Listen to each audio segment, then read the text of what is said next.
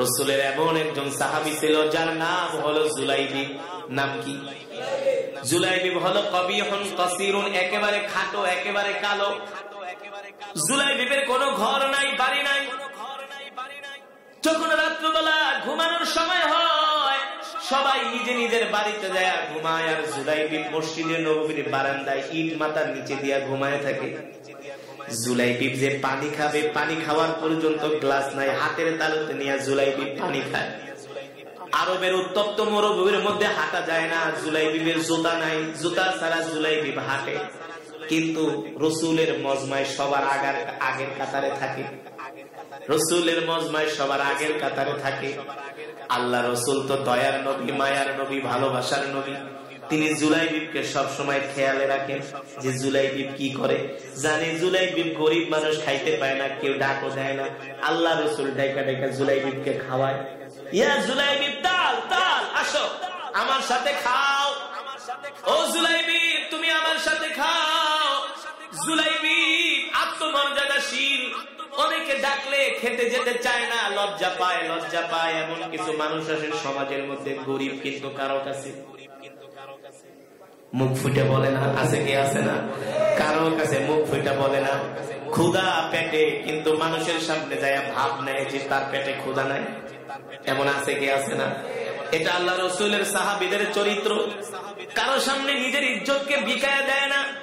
জুলাইবিবের পেটে খাবার নাই, মানুষকে বুঝতে দেয় না জুলাইবিব ক্ষুধার্ত, কিন্তু কেউ না বুঝলে তো দরদি নবী বুঝে ঠিকই। জুলাইবিবকে ডাক দেয়, তালিয়া জুলাইবিব শিমাই, আমার বাসায় চলো, তুমি আর আমি একসাথে খাবো। সুবহানাল্লাহ। রসুলের কাছে কাছে থাকে জুলাইবিব, সবার আগের কাতারে জুলাইবিব। আল্লাহু আকবার। কিন্তু দেখতে খাটো, কালো, বেটে, কিন্তু বয়স তো হয়ে গেছে, বিয়ে করার তো সময় হয়ে গেছে।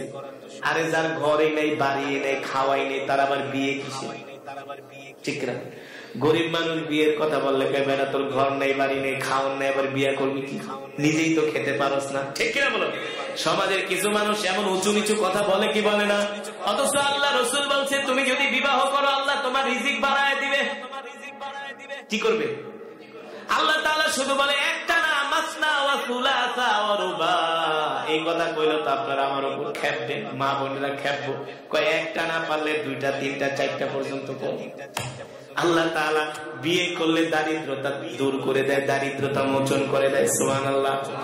আমি জাস্ট একটা উদাহরণ দিলাম। জুলাইবিব গরিব মানুষ, কিন্তু বিয়ের বয়স হয়েছে, এই বিষয় নিয়ে কারো মাথা ব্যথা নাই। আল্লাহ রাসূল ডাক দিছে, ইয়া জুলাইবিব, জুলাইবিব তাল, সবার সামনের কাতারে আসো। জুলাইবিব আয়েশা আল্লাহ রাসূলের সামনে বসছেন। আল্লাহ রাসূল সমস্ত সাহাবীদের সামনে প্রশ্ন করলেন, আতাজাওয়াজা ইয়া জুলাইবিব, আতাজাওয়াজা ইয়া জুলাইবিব। এ জুলাইবিব, তোমার তো বিয়ের বয়স হয়েছে, বিয়ে ঠিয়া করবা কিনা? জুলাইবিব নিচের দিকে চুপ করে তাকায় আছে। বলে, গো আল্লাহ রাসূল, আনা ফাকিরুন জিদ্দান, আমি গরিব মানুষ, আমার কাছে আবার কে মেয়ে বিয়ে দিবে? আল্লাহ রাসূল তিনবার জিজ্ঞেস করলেন, তুমি বিয়ে ঠিয়ে করবা কিনা? জুলাইবিব কোনো কথা বলে না। আরে জুলাইবিব গরিব হতে পারে, জুলাইবিবের যে মালিক আল্লাহুল গনি ওয়া আনতুমুল ফুকারা। জুলাইবিব গরিব হতে পারে, জুলাইবিবের মালিক কখনো গরিব না। আপনি আমি গরিব হতে পারি, আপনাকে আমাকে যিনি সৃষ্টি করেছেন তিনি কোন গরিব? জোরে বলা নাকি? আল্লাহুল গনি ওয়া আনতুমুল ফুকারা। এই কারণে মসজিদে সদকার পয়সা দেওয়া হারাম। কারণ মসজিদ হলো আল্লাহর ঘর, মসজিদে আপনি সদকা দিতে পারবেন না। সদকার টাকা দিয়ে মসজিদ বানানো, আপনি সাদাকা দিবেন মাদ্রাসায়, কারণ মসজিদ হলো আল্লাহর ঘর। আল্লাহুল গনি ওয়া আনতুমুল ফুকারা। আল্লাহ বলে আমি ধনী, আমি ধনী, তোরা সব ফকির। আল্লাহ বলে আমি কেমন ধনী দেখ, তোদের জন্য একটা দুনিয়া বানাইছি, এই দুনিয়ার জন্য তোরা পাগল হয়ে যাস না? এই দুনিয়ার জন্য তোরা পাগল হয়ে যাস, দুনিয়ার নারীর জন্য পাগল হয়ে যাস, বাড়ির জন্য পাগল হয়ে যাস, দুনিয়ার সৌন্দর্য দেখার কবরে যাইতে চাস না। আল্লাহ বলে এই দুনিয়ার যে আমি যে সূর্য বানাইছি, এই সূর্যটা হলো 13 লক্ষ গুণ বড়। আল্লাহ বলে যে আমার মাকবুল বান্দা হবে, আমি আল্লাহ তাকে এমন একটা জান্নাত দান করব, যে জান্নাত হলো 10টা দুনিয়ার সমান। জোরে বলেন সুবহানাল্লাহ, আর জোরে বলি আল্লাহু আকবার। আল্লাহ রাসূল ডাক দিয়ে বলে আতাযাওয়াজা ইয়া জুলাইবিব, জুলাইবিব রে বিয়ে ঠিকই করবা না? জুলাইবিব চুপ করে আছে, কোনো কথা বলে না, মাথার নিচের দিকে দিয়ে আছে, কোনো কথা বলে না। আল্লাহ রাসূল তিনবার প্রশ্ন করলেন আতাযাওয়াজা আতাযাওয়াজা ইয়া জুলাইবিব ইয়া জুলাইবিব, জুলাইবিব কোনো কথা বলে না। তার মানে কি? জুলাইবিব বলে আমি হচ্ছি একটা কালো মানুষ, গরিব মানুষ, খাটো মানুষ, আমার কাছে আবার কে মেয়ে বিয়ে দিবে? তার মানে জুলাইবিব চুপ করে আছে। চুপ করে থাকা মানে হলো সম্মতির লক্ষণ, ঠিক না? চুপ করে আছে, বিয়ে করতে মন চায়, স্বাদ আছে মাগার কথা বলে। আর আপনারা কি বোঝেন না? স্বাদ আছে মাগার সাধ্য নাই, অ্যাবিলিটি নাই, অর্থবিত্ত নাই। বিয়ে তো সবারই করতে মন চায়, কথা বলে। সবাই করতে মন চায় না? যারা করছেন তাদেরও করতে মন চায়, কিন্তু বুক ফাটে তো মাগার মুখ ফাটে না। হলো সাহাবীরা তো অনেকে 2-3টা পর্যন্ত বিয়ে করছে, জুলাইবিব তো একটাও করতে পারে না। কেন করতে পারে না? কি নাই? অর্থ নাই, এই কারণে করতে পারে না, সে চুপ করে আছে। জুলাইবিব জানে আমার মনের খবর, আমার দিকে তাকাইলে কেউ না বুঝুক না বুঝুক, বুঝবে কে? আল্লাহ, আল্লাহ রাসূল ঠিকই বুঝবে, ঠিক কিনা? এবার জুলাইবিব চুপ করে আছে, কোনো কথা বলে না। আবার জুলাইবিব প্রথম দিন চলে গেছে, দ্বিতীয় দিন মজমায় আসে, আল্লাহ রাসূলের কাছে আল্লাহ রাসূল জিজ্ঞেস করে, কোনো কথা বলে না। তৃতীয় দিন জিজ্ঞেস করার পরে জুলাইবিব চুপ। তার মানে হলো জুলাইবিবের বিয়ে করা, মনে মনে ইচ্ছা আছে, মাগার টাকা পয়সা নাই। আল্লাহ রাসূল ডাক গেছে আতাযাওয়াজা ইয়া জুলাইবিব, জুলাইবিব আমি বুঝছি তোমার বিয়ে করতে মন চায়। আল্লাহ রাসূল নিজের হাতে একটা পত্র লিখলেন। সাহাবী আবু আইয়ুব আনসারী, নাম কি? মদিনার সবচেয়ে ধনাঢ্য ব্যবসায়ী, ধনাঢ্য সাহাবী, সবচেয়ে বড় লোক, ধনী মানুষ আবু আইয়ুব আনসারী। তার একটা মেয়ে আছে যাকে বলা হয় হুরে মদিনা, মদিনার সবচেয়ে সুন্দরী কন্যা। আল্লাহ রাসূল পত্র লিখে দিলেন, যাও যাও আমার এই সাহাবীর কাছে পত্র দিবা, তার মেয়ের সাথে আমি তোমাকে বিবাহ দেওয়ার জন্য প্রস্তাব করেছি। সুবহানাল্লাহ। এই বিয়ের প্রস্তাব তো দুনিয়ার কোন সাধারণ মানুষ দেয় নাই, এই বিয়ের প্রস্তাব দিয়েছেন ওয়ামা আরসালনাকা ইল্লা রাহমাতাল লিল আলামিন। আল্লাহু আকবার। রাহমাতুল লিল আলামিন বিয়ের প্রস্তাব দিয়েছে। এই বিয়ে ফিরায় দিবে পৃথিবীর এমন কারো সাহস নাই, আছে? আল্লাহ রাসূলের পত্র দিলেন জুলাইবিবের কাছে। জুলাইবিব একবার পত্রের দিকে তাকায়, আর একবার তার নিজের দিকে তাকায়, আল্লাহ রাসূল করছে নাকি? এমন এক সাহাবীর মেয়ের সাথে আমার বিয়ের আয়োজন, বিয়ের প্রস্তাব দিছি, যেই বাড়ির দারোয়ান হওয়ার যোগ্যতা আমার। আমি তো কালো, আমি তো গরিব, আমি তো খাটো, আমি তো বেটে না। সব বেটারাই কিন্তু লম্বা ছেলে পছন্দ করে, সে তো আবার খাটো খাটো কালো বেটে। হায় রে, আল্লাহ রাসূল তো পত্র লেখা দিছে। একবার পত্রের দিকে তাকায়, নিজের দিকে চিন্তা করে, কি বলবে যদি প্রস্তাব নেওয়া যায়। আবার মনে মনে ভাবে আল্লাহ রাসূল প্রস্তাব দিছে, দুনিয়ার সাধারণ কোন মানুষ প্রস্তাব দেয় নাই, সুতরাং এই প্রস্তাব ফিরানোর মতো সাহস এই দুনিয়ার কারণ। জুলাইবিব বুকে সাহস নিয়ে চলে গেলেন সাহাবীর বাড়িতে, যে দরজায় নক করতেছেন, ইফতাহিল বাব, দরজা খোলেন, দরজা খোলেন। সাহাবী আবু আইয়ুব আনসারী রাদিয়াল্লাহু তাআলা আনহু দরজা খুললেন, দেখলেন, দরজা খুলে দেখে তার ঘরের দরজার সামনে একটা ব্ল্যাক গোল্ড দাঁড়ানো। ব্ল্যাক গোল্ড বোঝেন তো? কালো সোনা। কি? হ্যাঁ, কালো ছেলেদের যোগ্যতা বেশি, তাই বলে যে সব ফর্সাদের নাই তেমন না। কালো ছেলেরা পরিশ্রমী হয় বেশি, তারা হার্ড ওয়ার্ক করতে জানে বেশি। একেবারে কালো আর খাটো, ব্ল্যাক গোল্ড দরজার সামনে দাঁড়ানো। আসলেই তো সোনা, ঠিক কিনা বলে? তারা তো আসলেই সোনার মানুষ। আর আমাদেরকে বলা হয় সোনার মানুষ, আমরা হলাম পুরা বেজাইল্লা মানুষ না। ঘরের দরজার সামনে রাসূলের সাহাবী জুলাইবিব দাঁড়ানো। আবু আইয়ুব আনসারী বলে, কেন আসছো আমার বাড়িতে? মুখ দিয়া যদি কিছু কই তাহলে তো প্রথমে না করে দিব। সে চুপ করে থাকে। আল্লাহ রাসূলের পত্রটা তার হাতে তুলে দিলেন, নেন, কিছু বলুন ঠলুন না, যা বলতে আসছে সব পত্রের মধ্যেই লেখা আছে। আল্লাহ রাসূলের পত্রটা হাতে দিলেন সাহাবী আবু আইয়ুব আনসারীর হাতে। তিনি একবার পত্রের দিকে তাকায়, আর একবার পাত্রের দিকে তাকায়। পত্রের দিকে তাকায় আর একবার। কি করবে? বিয়ের প্রস্তাব তো দিছে আল্লাহর নবী, এই বিয়া ফিরাইয়া দেওয়ার সাহস তার কি করবে চিন্তা করে পারতেছে না। তিনি ঘরের দরজাটা লাগায় আবার ঘরের মধ্যে গেলেন। এইদিকে জুলাইবি অনেকক্ষণ দাঁড়ানোর পরে আর ধৈর্যে কুলায় না, আমার মতো গরিব মানুষের কাছে গিয়ে বিয়ে দিবি, এই কথা চিন্তা করে সেও মন খারাপ করে আল্লাহ রাসূলের বাড়ির দিকে হাঁটা শুরু করছে। এইদিকে পত্র নিয়ে আবু আইয়ুব আনসারী ঘরের মধ্যে গেলেন। তার সুন্দরী কন্যা ডাক দিচ্ছে, তাআলাউ ইয়া আবি, ও আমার সম্মানিত পিতা এদিকে আসেন। ব্যাপারটা কি? দেখলাম আমাদের ঘরের দরজার সামনে একটা ছেলে আসলো, ঘরের দরজা লাগাই দিলেন, আপনার হাতে কি? দেখে আল্লাহ রাসূল তার নিজের হাতে পত্র লিখে পাঠিয়েছেন। আল্লাহ রাসূল তার নিজের হাতে পত্র লিখে পাঠিয়েছেন তার সুন্দরী কন্যার সাথে জুলাইবিবের সাথে বিয়ে দেওয়ার জন্য। সুবহানাল্লাহ বলেন। এবার রাসূলের সাহাবী জুলাইবিবের কথা শুনে সাহাবী আবু আইয়ুব আনসারী বলে, মা কি করবা বলো? বিয়ের প্রস্তাব নিয়ে পাঠাইছে আল্লাহর নবী, ছেলেকে আমি চিনি, দেখতে কালো খাটো গরিব, এখন তুমি কি করবা? যেমন রাসূল তেমন তার সাহাবী, যেমন বাবা তেমন তার কন্যা।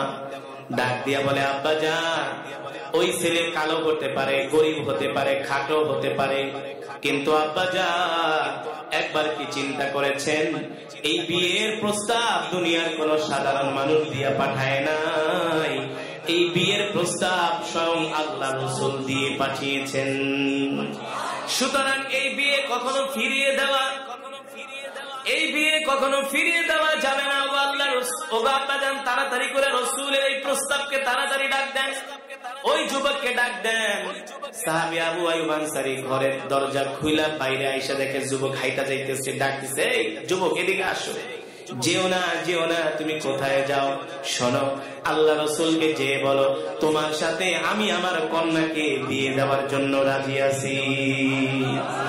এবার তো রাসূলের সাহাবী জুলাইবি বিয়ের প্রস্তাব শুনে একেবারে খুশিতে বাগবাগ। কি করবে? দৌড়ে আল্লাহ রাসূলের কাছে গেছে, ওগো নবীজি বিয়ের প্রস্তাবে রাজি। আল্লাহ রাসূল কয়, যাও তিনি বিয়ে করো। বিয়ে যে করো, পয়সা পাতি তো নাই। আল্লাহ নবী যায় বলে, যাও আমার মেয়ের জামাই, আমার মেয়ের স্বামী হযরত ওসমানের কাছে যাও, ওসমানকে যায় বলবা তোমার বিয়ের খরচটা দিয়ে দিতে। মালে ধনী ওসমান গনির কাছে গেলেন। হযরত ওসমান ইবনে আফফান রাদিয়াল্লাহু তাআলা আনহু, যাকে বলা হয় জিন্নুরাইন, তিনি জুলাইবিবের হাতে বিয়ের খরচ উঠায় দিলেন, যাও এই টাকা দিয়ে তুমি বিয়ে করো, বাজার করো। এবার জুলাইবি বিয়ের বাজার করার জন্য বাজারে চলে গেলেন। ধুমধাম বিয়ের বাজার করতেছে, ধুমধাম বিয়ের বাজার করতেছে। হঠাৎ করে একজন যুবক মদিনার বাজারে ঘোষণা করতেছে, এ মদিনার যুবকেরা কোথায় আছো? ব্যবসা বাণিজ্য বন্ধ করো, আল্লাহ রাসূল তোমাদেরকে জিহাদের ময়দানে ডাক দিয়েছে। এইদিকে জুলাইবি বিয়ের বাজার করতেছে, মনে মনে ভাবে, আল্লাহ রাসূল যুদ্ধের ময়দানে যাবে আর আমি বিয়ের বাজার করব, বিয়ে করব, ফুর্তি করব, এটা হতে পারে না। সুবহানাল্লাহ বলে, কি করা যায়, কি করা যায়? জুলাইবি বলে, আমিও বিয়ে খেয়ে বাদ দিয়া যুদ্ধের ময়দানে শরীক হব, আমিও জিহাদে চলে যাব। আল্লাহু আকবার। তার কাছে যে বিয়ের অর্থ ছিল, ওই অর্থ দিয়ে একটা ঘোড়া কিনছে, তরবারি কিনছে। বিয়ের বাজার শেষ, বিয়ের বাজার বা ওই বিয়ের অর্থ দিয়ে ঘোড়া কিনেছে, নতুন তরবারি আর ডাল কিনেছে যুদ্ধের ময়দানে যাওয়ার জন্য। সুবহানাল্লাহ। আর আমরা হইলে তো কত সুযোগ খুঁজতাম। আল্লাহ নবীর যাই কইতাম, জীবনের বিয়ে তো একটাই করুন, আমাকে একটু রুখসত দেন। অথচ আল্লাহ নবী তাকে নিজেই বিয়ে করার জন্য পাঠিয়েছে। আল্লাহ নবী তাকে যুদ্ধের ময়দানেও যেতে দিবে না, কিন্তু সে রাসূলের এমন একজন আশিক, রাসূলের এমন একজন পেয়ারা সাহাবী, সে বলে আমি বিয়ের বাসর ঘরে আনন্দ করব, আমার কলিজার টুকরা নবী যুদ্ধের ময়দানে কাফেরদের সাথে লড়াই করবে, এটা কোনোদিন হতে পারে না। এবার জুলাইবি নতুন ডাল তরবারি ঘোড়া কিনে যুদ্ধের ময়দানের দিকে রওনা শুরু করলেন। জুলাইবি মনে মনে ভাবে, আল্লাহর নবী যদি আমাকে দেখা ফেলে, আল্লাহ রাসূল তো আমাকে চিনে ফেলবে, যুদ্ধের ময়দানে যেতে দিবে না। কি করা যায়? জুলাইবি কালো একটা কাপড় মুখের মধ্যে পেঁচালেন, যাতে করে তাকে কেউ চিনতে না পারে। এবার কালো কাপড় মুখের মধ্যে পেঁচিয়ে জুলাইবি রাদিয়াল্লাহু তাআলা আনহু যুদ্ধের ময়দানের দিকে রওনা শুরু করলেন। কাফেরদের সাথে তুমুল লড়াই শুরু হয়ে গেল মুসলমানদের। সেই যুদ্ধে অনেক মুসলমান শহীদ হয়েছেন। এমন যুদ্ধ, রক্তক্ষয়ী সংঘর্ষ, রক্তক্ষয়ী যুদ্ধ কাফেরদের সাথে মুসলমানদের চলতেছে। মুসলমান শহীদ হয়, কাফেররাও জাহান্নামে যেতেছে। এক পর্যায়ে যুদ্ধ করতে করতে যখন যুদ্ধ থেমে গেল, আল্লাহ নবী ডাক দিয়া বললেন, যাও যাও, আমার কোন কোন সাহাবী যুদ্ধের ময়দানে শহীদ হয়েছে তাদের লাশগুলো আমার কাছে নিয়ে এসো। সবার লাশগুলো আল্লাহ রাসূলের সামনে এনে হাজির করা হলো। সাহাবীরা লাশ খুঁজতে খুঁজতে দেখেন কাফেরদের তাঁবুর কাছে একটা লাশ পড়ে আছে। ওই জায়গায় জুলাইবি সবার সম্মুখে অগ্রভাগে যায় কাফেরদের সাথে লড়াই করেছিলেন। সেই জায়গায় ছোট জুলাইবিবের লাশটা পড়ে আছে উহুদের ময়দানে, কালো কাপড় পেঁচানো, চেহারা চিনা যায় না। সাহাবীরা আয়েশা বলে, গো আল্লাহর নবী, কাফেরদের তাঁবুর কাছে একটা লাশ দেখা যায়, ওই লাশটা কাদের আমরা শনাক্ত করতে পারছি না, মুখে কালো কাপড় পেঁচানো। আল্লাহ নবী বলে, যাও যাও, যে দেখো মুখের কালো কাপড়টা সরায়া ওই লাশটা কার। এবার সাহাবীরা যায় দেখেন ওই কালো কাপড় পেঁচানো ওই লাশটা আর কেউ নয়, সে হলো রাসূলের কলিজার টুকরা সাহাবী জুলাইবি। সে হলো রাসূলের কলিজার টুকরা সাহাবী জুলাইবি রাদিয়াল্লাহু তাআলা আনহু। আল্লাহু আকবার। আল্লাহ নবী বললেন, যাও যাও, আমার জুলাইবিবের লাশটা আমার কাছে নিয়ে আসো। এবার জুলাইবিবের লাশটা আল্লাহ রাসূলের কাছে আনলেন। আল্লাহ নবী জুলাইবিবের লাশটা তার কোলের ভিতরে, কোল মোবারকে নিয়ে আল্লাহ নবী আদর করতেছে আর বলে, জুলাইবিব রে, আমি তোমাকে পাঠাইছিলাম যুদ্ধের ময়দানে, কিন্তু আমি তোমাকে পাঠাইছিলাম বিয়ে করার জন্য। আমি তো তোমাকে যুদ্ধের ময়দানে পাঠাই নাই রে জুলাইবি। এই জুলাইবি, তুমি আমার মহব্বতে আল্লাহ রাসূলের ভালোবাসায় তুমি বিবাহ করো নাই। তোমার বিয়ের পয়সা দিয়া ডাল কিনা, তরবারি কিনা, যুদ্ধের ময়দানে এসে শহীদ হয়ে গেল। আল্লাহ রাসূল আসমানের দিকে তাকায় বলে, আল্লাহ, আমি আমার জুলাইবির উপর সন্তুষ্ট, আপনিও সন্তুষ্ট হয়ে যান। জোরে বলেন সুবহানাল্লাহ। আল্লাহ, আমি আমার জুলাইবির উপর সন্তুষ্ট, আপনিও সন্তুষ্ট হয়ে যান। আল্লাহু আকবার। আল্লাহর নবী জুলাইবিবকে আদর করতেছে, হঠাৎ করে নবীজি আসমানের দিকে তাকায় আর জুলাইবিবের দিকে তাকায়।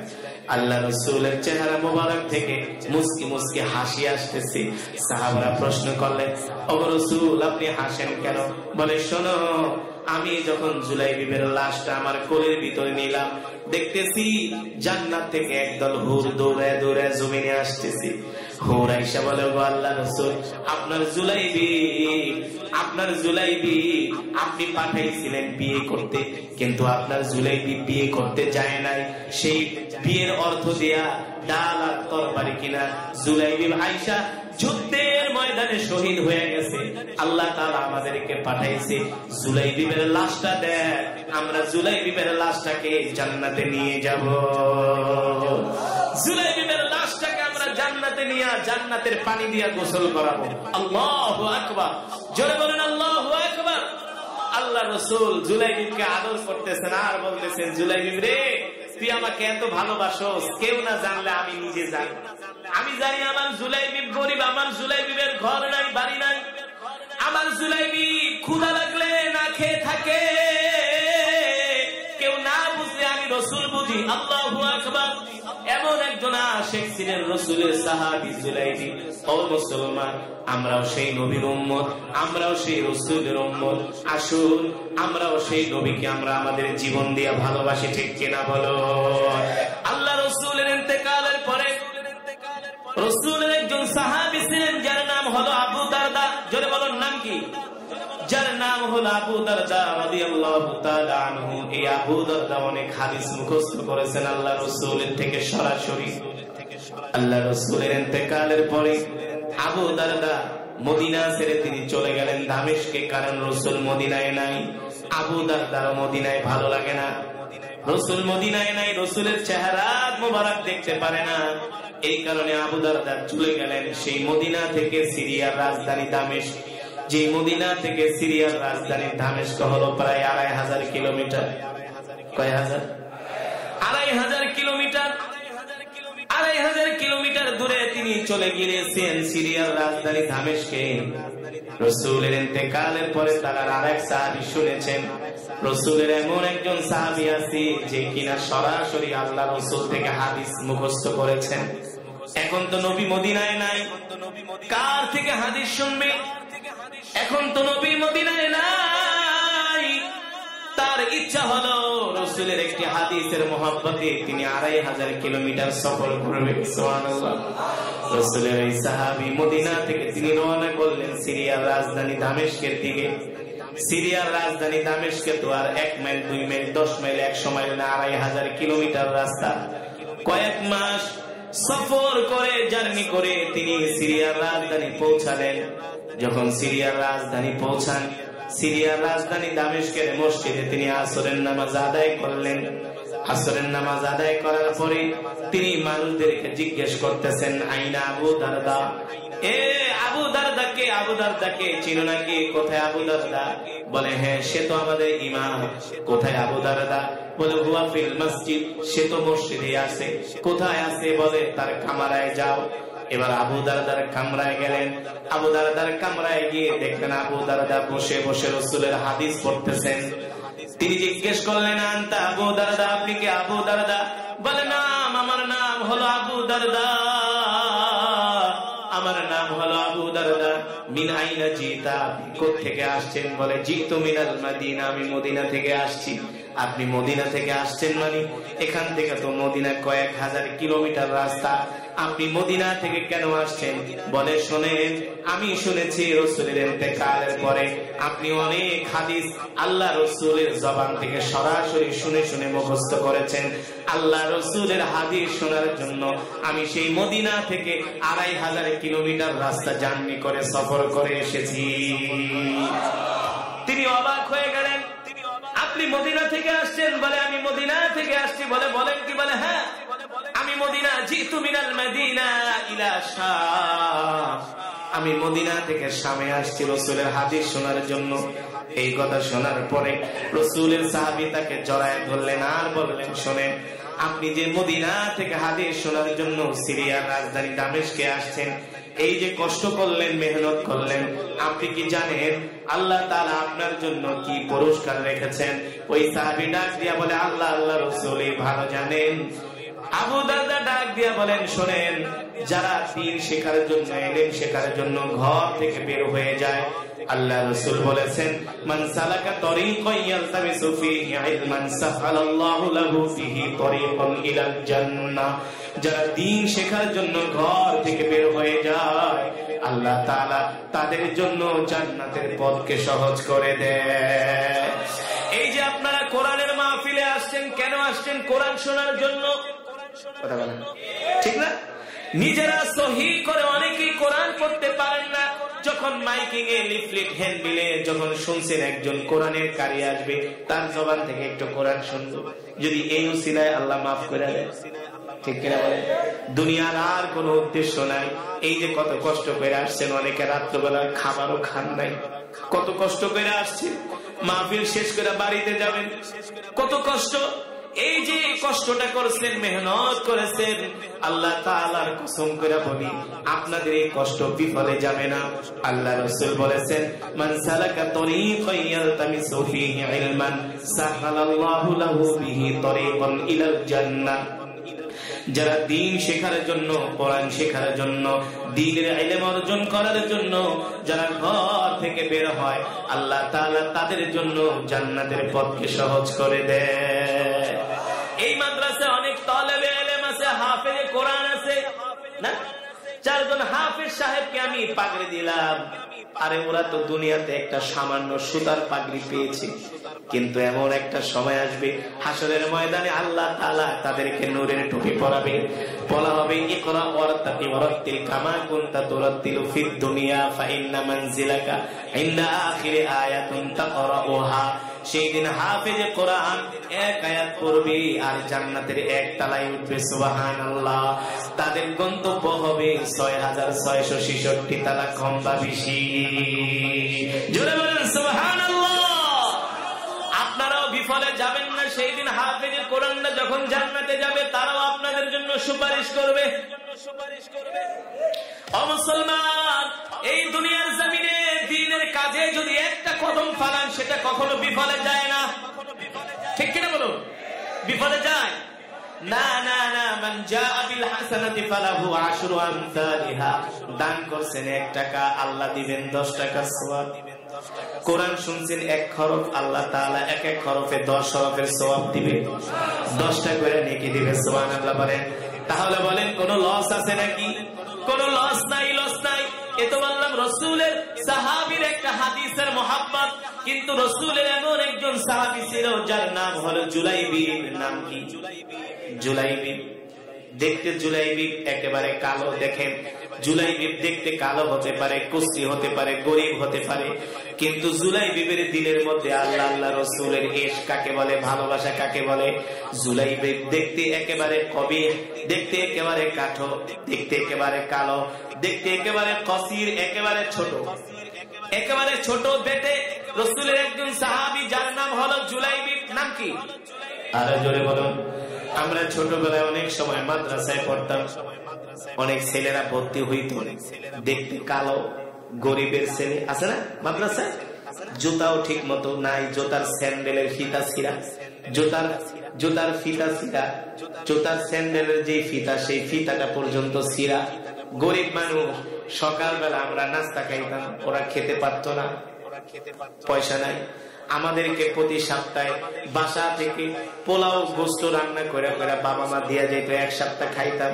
কিন্তু এমনও দিন যেত আমরা নাস্তা খাইতাম, ওরা মসজিদে যায় বসে থাকতো, নাস্তা খাওয়ার পয়সা থাকতো না।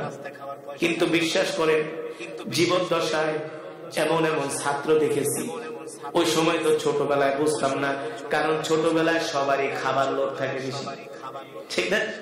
আপনার যতই থাকুক আপনি সহজে একজনকে দিতে চাইবেন না, বুঝতাম না। অনেক সময় আব্বা এসে বলতো, শোনো তুমি যখন খাবা তোমার আশেপাশে দেখবে অনেক ছাত্র ভাইরা খাইতে পারে না, তাদেরকে খুব ডাক দিয়া মাঝে মাঝে খাওয়াবা। এমন একজন ছাত্র দেখেছিলাম, গরিব মানুষ।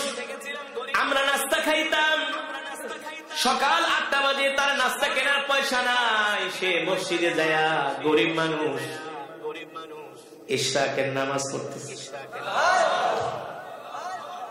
গরিব, স্যান্ডেল পর্যন্ত শীতের দিনে ছিঁড়ে গেছে, অন্যের স্যান্ডেল পাই দিয়া ভাত নিয়ে যায়, লুঙ্গি কয়েক জায়গা দিয়া তালি মারা। কিন্তু তাদেরকে নামাজের প্রথম কাতারে পাওয়া যায়, সবক শোনানো, পড়াশোনায় তাদেরকে নাম্বার আউয়াল, সবার 1 নম্বরে পাওয়া যায়।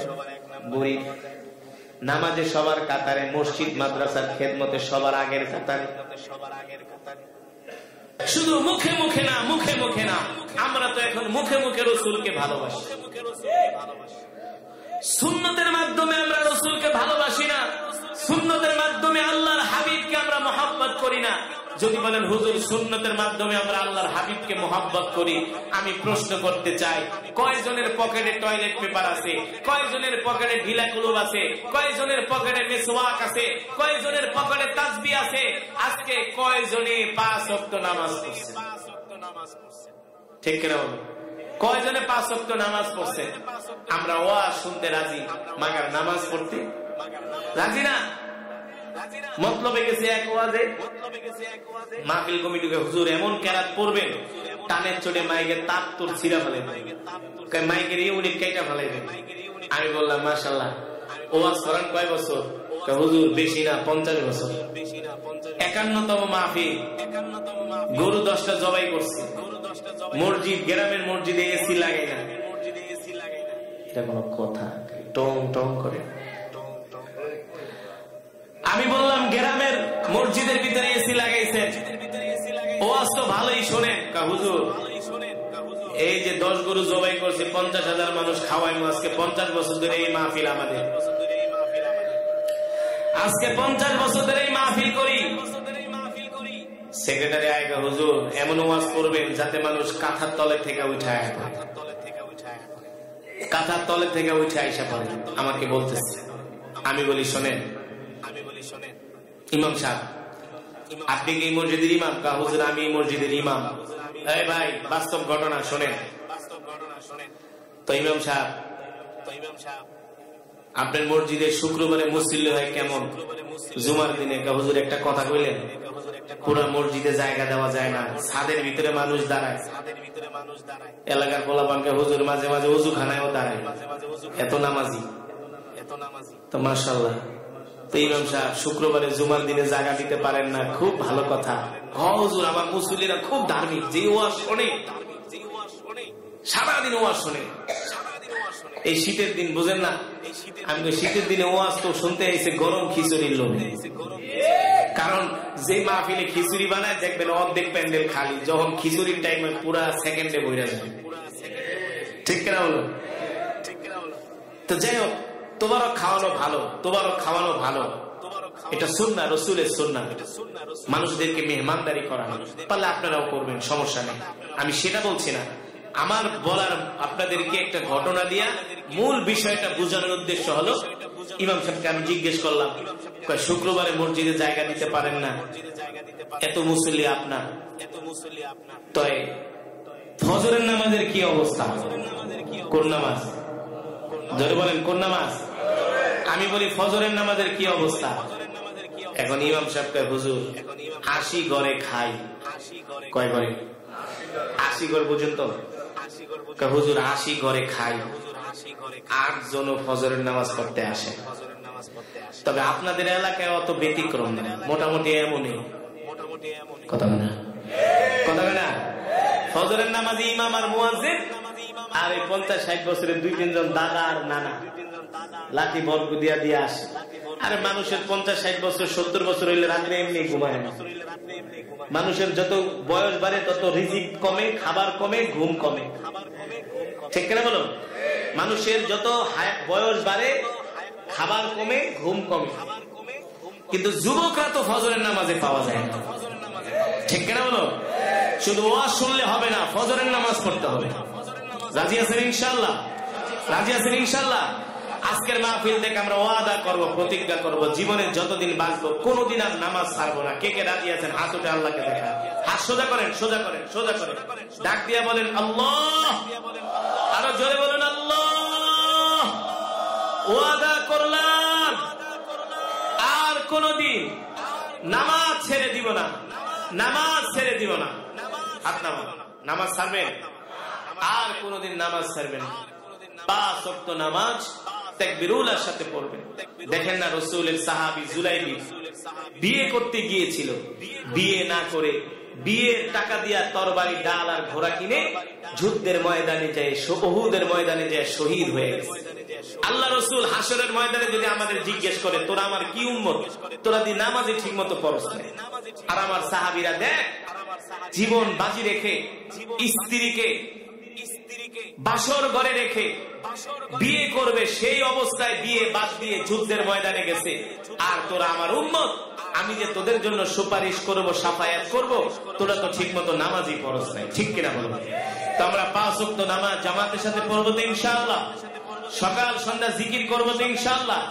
5 ওয়াক্ত নামাজ আমরা জামাতের সাথে পড়বো, সকাল সন্ধ্যা জিকির করব, কোরআন পড়বো। কি করব? কি পড়বো ভাই? কোরআন পড়বো। পকেটে সব সময় একটা তাসবিহ রাখবো, তাসবিহ, তাসবিহ। হাঁটতে চলতে ফিরতে শুধু দুরূদ শরীফ, সাল্লাল্লাহু আলাইহি ওয়াসাল্লাম, সাল্লাল্লাহু আলাইহি ওয়াসাল্লাম, সাল্লাল্লাহু আলাইহি ওয়াসাল্লাম, সাল্লাল্লাহু আলাইহি ওয়াসাল্লাম। আর সকাল সন্ধ্যা কোরআন পড়বে। ফজরের পরে সূরা ইয়াসিন, মাগরিবের পরে সূরাতুল ওয়াকিয়া। যারা এই 2টা সূরা আমল করবে, কোনদিন আল্লাহ তাদের ঘরে অভাব দিবেন না। আর যে ব্যক্তি এশারের নামাজ জামাতের সাথে পড়বে আর সূরাতুল মুলকের আমল করবে, কোন সূরা? কোন সূরা? সূরাতুল মুলক 29 পারায় আল্লাহ রাসূল বলে, কোরআনুল কারীম এমন একটি সূরা আছে, এই সূরা যদি আমার কোন উম্মত প্রতিদিন এশারের সালাতের পরে তেলাওয়াত করে, তার ইন্তেকালের পরে সূরাতুল মুলক তাকে সুপারিশ করে পাহারা দিয়ে দিয়ে আল্লাহর জান্নাতে পৌঁছে দিবে।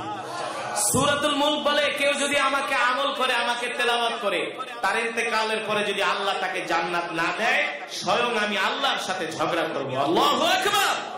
দুরূদ এমন একটি আমল, এমন একটি ইবাদত, এই পৃথিবীর মালিক আল্লাহ তাআলা। ঠিক কিনা বলুন? আসমানের মালিক, জমিনের মালিক আল্লাহ তাআলা। আচ্ছা বলুন, তার কি কোনো ইবাদত করার দরকার আছে? তার তো কোনো ইবাদত করা, আমরা না তার ইবাদত করি। আল্লাহ তাআলা তার ইবাদত করার জন্য অসংখ্য অগণিত আল্লাহ তাআলা ফেরেশতা বানিয়েছেন, ঠিক কিনা বলুন? অসংখ্য অগণিত আল্লাহ তাআলা মাখলুক সৃষ্টি করেছেন। কিন্তু দুরূদ এমন একটি ইবাদত, এমন একটি আমল, আল্লাহ তাআলা নিজে বলছেন, ইন্নাল্লাহা ওয়া মালাইকাতাহু ইউসাল্লুনা আলান নবী ইয়া আইয়ুহাল্লাযীনা আমানু সাল্লু আলাইহি ওয়া সাল্লিমু তাসলিমা। নবী, আপনার প্রতি দুরূদ তামাম পৃথিবীর মানুষ শুধু পড়ে না, তামাম পৃথিবীর মাখলুকাতই শুধু পড়ে না, আমার ফেরেশতারাই শুধু আপনার প্রতি দুরূদ পড়ে না। ইন্নাল্লাহা ওয়া মালাইকাতাহু ইউসাল্লুনা আলান নবী, স্বয়ং আমি আল্লাহ আপনার উপর দুরূদ পড়ি। স্বয়ং আমি আল্লাহ আপনার উপর কি করি?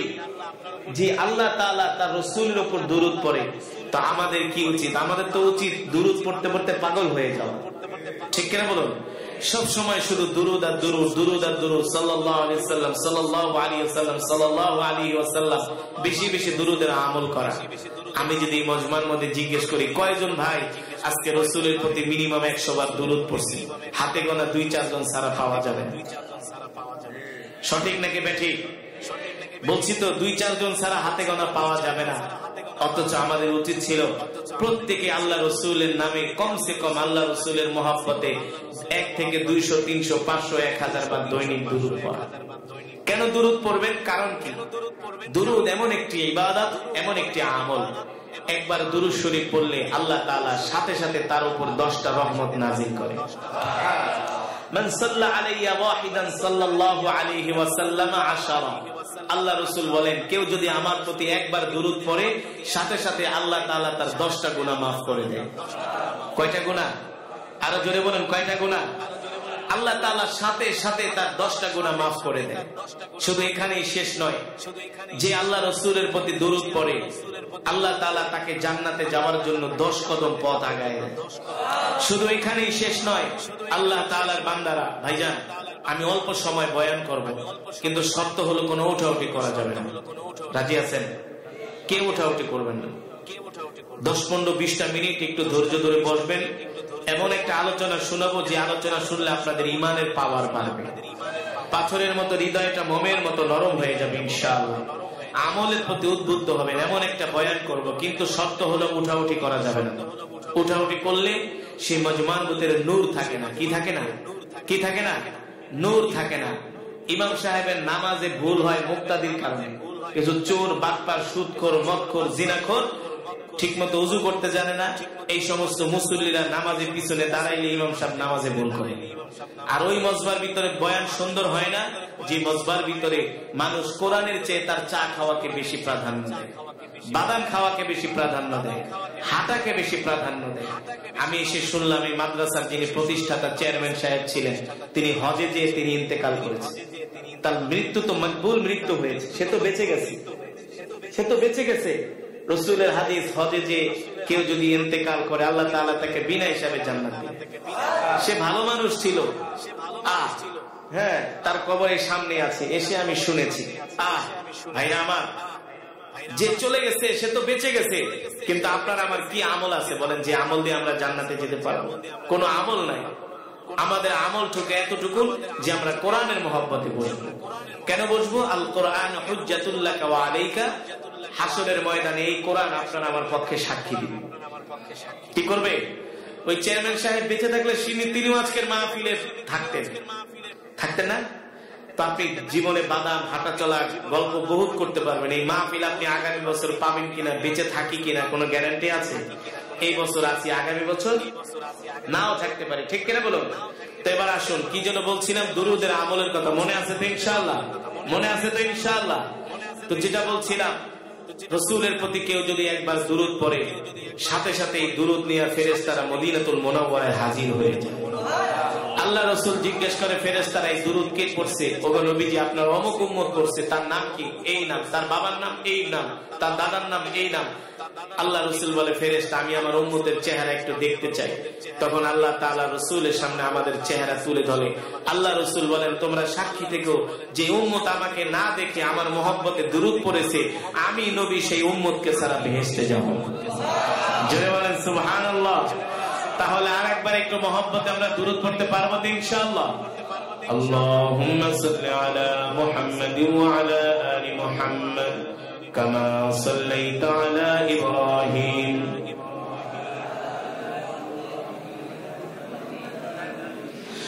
اللهم بارك على محمد وعلى آل محمد كما باركت على إبراهيم وعلى آل إبراهيم بلغ العلا بكماله كشف الدجى بجماله حسنت جميع خصاله صلوا عليه وآله ذكر كل لا إله إلا الله لا إله إلا الله لا إله إلا الله لا إله إلا الله لا إله إلا الله لا إله إلا الله لا إله شكرا لا إله إلا الله محمد رسول الله جل جلاله صلى الله আলহামদুলিল্লাহ। আল্লাহ তাআলার দরবারে লাখ কোটি শুকর। আল্লাহ সুবহানাহু ওয়া তাআলা আজকে আমাদেরকে এত সুন্দর কোরআন ও হাদিসের মাজমা জান্নাতের বাগান, এই বাগানে আল্লাহ তাআলা আসার বসার তৌফিক দিয়েছেন, কোরআনুল কারীমের তেলাওয়াত শোনার সুযোগ করে দিয়েছেন। এজন্য আমরা শুকরিয়া আদায় করি, বলি আলহামদুলিল্লাহ। আল্লাহ তাআলার বান্দারা, আমি বেশি ভূমিকা নিব না, ভূমিকায় সময় নষ্ট করব না, আমি খুব সংক্ষেপে মূল বয়ানে চলে যাব। আল্লাহ তাআলা আমাদের তৌফিক দান করুন। যেটা বলছিলাম, আপনারা এই মাহফিলে আসছেন কেউ 1 মাইল 2 মাইল 3 মাইল দূর থেকে, এর চেয়ে তো আর বেশি না, এর চেয়ে বেশি। কিন্তু কি জানেন, রাসূলের সাহাবীরা একটা হাদিস শোনার জন্য 2500 কিলোমিটার 1500 কিলোমিটার সফর করেছে, শুধু একটা হাদিস শোনার জন্য। কয়টা হাদিস শোনার জন্য? তাহলে আমরা 5 ওয়াক্ত নামাজ পড়বো তো ইনশাআল্লাহ, সকাল সন্ধ্যা কোরআন পড়বো তো ইনশাআল্লাহ। আর যে মাদ্রাসার উদ্যোগে মাহফিল, চেয়ারম্যান সাহেব ইন্তেকাল করেছেন হজে গিয়ে, তিনি আপনাদের কাছে এই প্রতিষ্ঠানটা আমানত রেখে গেছেন। এই প্রতিষ্ঠানটা আপনাদের জন্য আমানত। আজকে এই মাদ্রাসা না থাকলে এই তলেবে ইলমরা এই এলাকায় আসতো না, আলেম ওলামারা আসতো না। যে রাস্তা দিয়ে তলেবে ইলমরা হেঁটে যায়, ওই রাস্তার মধ্যে আল্লাহ তাআলা তাদের পায়ের নিচে জান্নাতের পর বিছিয়ে দেয়। আরে আপনারা ফজর নামাজ পড়েন না, নামাজ পড়েন না, কিন্তু এই মাদ্রাসার ছাত্ররা রাত 3টা বাজে উঠে কোরআন পড়ে। জানেন, আইসা দেখেন, তারা রাত এই ভোর 4টা-5টা বাজে উঠে যায়, ফজরের 1 ঘন্টা আগে উঠে তাহাজ্জুদ করে, তারপরে তারা কোরআন পড়ে। এই সওয়াব আপনাদের এলাকায় যত কবর আছে সব কবরে এই সওয়াব যাইতেছে। তাহলে আপনারা এই মাদ্রাসাটাকে ভালোবাসবেন তো ইনশাআল্লাহ, এই মাদ্রাসাকে মহব্বত করবেন তো ইনশাআল্লাহ। এই প্রতিষ্ঠানটা চেয়ারম্যান সাহেব আমানত রেখে গেছে, প্রতিষ্ঠান কইরা গেছে, কিন্তু এটা এখন রক্ষণাবেক্ষণের দায়িত্ব প্রত্যেকটা মুসলমান। ঠিক কিনা বলুন? তাহলে আমরা আমাদের জান দিয়া, মাল দিয়া, সময় দিয়া আমরা এই মাদ্রাসাকে ভালোবাসবো, মাদ্রাসার পাশে থাকবো। আল্লাহ তাআলা আমাদের সকলকে তৌফিক দান করুন, এই মাদ্রাসাকে কবুল করুন। যারা এত সুন্দর মাহফিলের আয়োজন করেছেন, আজকের মাহফিলের সম্মানিত সভাপতি, প্রধান অতিথি, বিশেষ অতিথি, যারা আপনারা দূর দূরান্ত থেকে আসছেন, আল্লাহ তাআলা সকলকে কবুল করুন। দোয়া না করে যাবেন না, বসেন, দোয়া না করে যাবেন না। আর সকলেই নামাজ পড়বেন, সকলেই নামাজ পড়বেন। আমাদের দক্ষিণবঙ্গের ঢাকা শহরের একটা ঐতিহ্য হলো, উত্তর অঞ্চলে মাহফিলে শুরু হয় রাত 9টা বাজে, এশারের পরে ভাত ঠাত খায়া তারা 9টা বাজে মাহফিলে আসে, আর মাহফিল শেষ হয় রাত 2টা বাজে, একটাও ফজরের নামাজ পড়ে না। আমি ওই দিন পাবনা গেছি, আমাকে বয়ান দিছে রাত 12:30টায়। আমি বলি, এখন যদি আমি 1-1.5 ঘন্টা ওয়াজ করি রাত 2টা বাজবো, তা আপনারা কোন জায়গার বুজুর্গ যে রাত 2টা বাজে বাইকতে যে একেবারে ফজরের নামাজটা পড়বেন? এই যুবকরা। পরে আমি বলছি, এই কালচার বাদ দেন, এটা আমাদের দক্ষিণবঙ্গ, ঢাকা শহরের আশেপাশে এটা সুন্দর একটা সিস্টেম। মাহফিল শুরু হয় আসরের পরে, রাত 11টা 11:30টার মধ্যে মাহফিল শেষ হয়ে যায়। এই বাড়িতে যাবেন, আধা ঘন্টা সময় লাগবে না? যে খাবার দাবার আছে, ঘুমাইতে ঘুমাইতে 12টা 12:30, আরামসে 5 ঘন্টা ঘুমায় ফজরের নামাজ পড়তে পারবেন। ঠিক কিনা বলুন? তাহলে নামাজ পড়বেন তো ইনশাআল্লাহ। মাশাআল্লাহ, আল্লাহ তাআলা সকলকে কবুল করুন।